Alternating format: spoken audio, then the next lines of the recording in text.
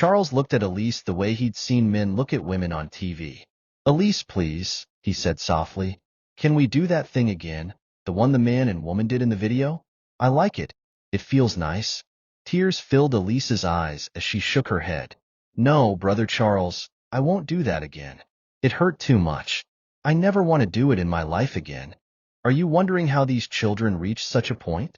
Why is Charles asking Elise to do something so unspeakable? How did it get to this? And where are their parents?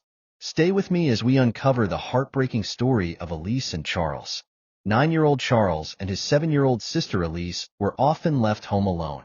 Their parents, Mr. and Mrs. Raphael, were hardworking professionals.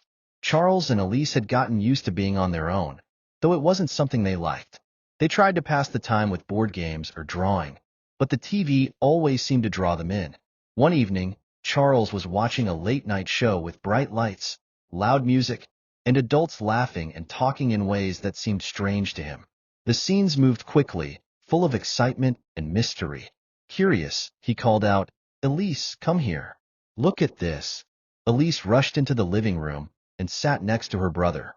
They stared at the screen, wide-eyed, mesmerized by the flashing colors and lively music. They didn't understand much of what was happening but kept watching because it seemed fun. "Why are they doing that?"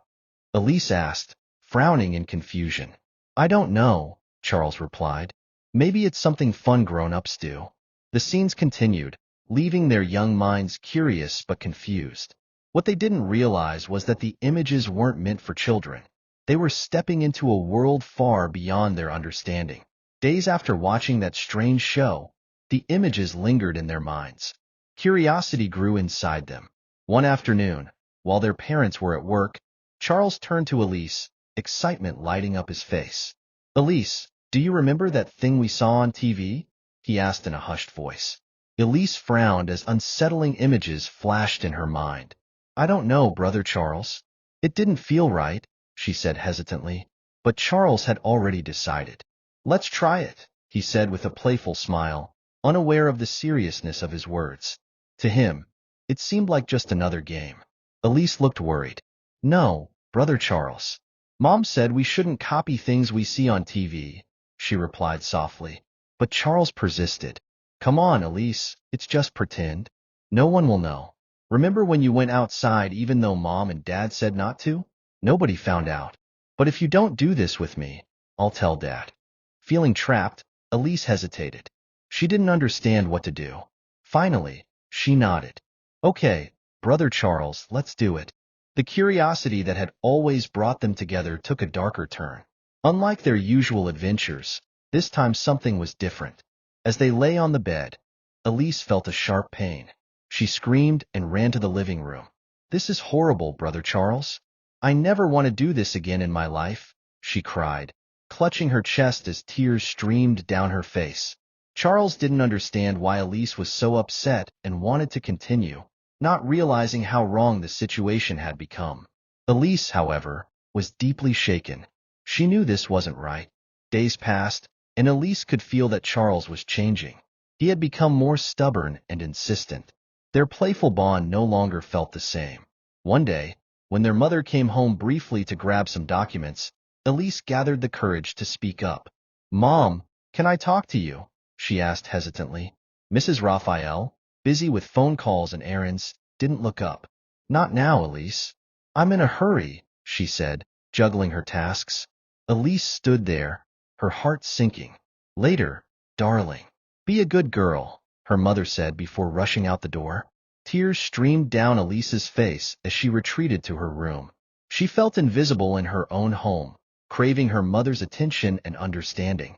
Unable to hold it in any longer, Elise ran to their kind neighbor, Aunt Julia. "What's wrong, Elise?" Aunt Julia asked, kneeling to meet her at eye level. Through sobs, Elise poured out everything. Charles's requests, her fear, and her pain. Aunt Julia hugged her tightly. "You did the right thing by telling me," she said warmly.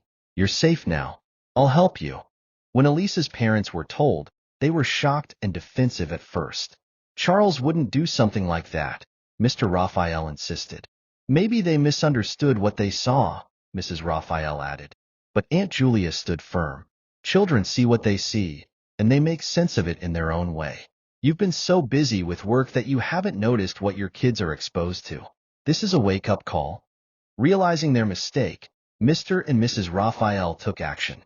They monitored what the children watched and encouraged open conversations. They also arranged for both Charles and Elise to see a counselor to help them understand their emotions. Over time, the family grew closer. They spent more quality time together, and the children regained their innocence. Through love and attention, they healed. This story reminds us of the importance of being present for our children, ensuring they grow up in a safe and nurturing environment. Thank you for watching. If this story touched your heart, like and subscribe for more stories. Share your thoughts in the comments below. Until next time, goodbye.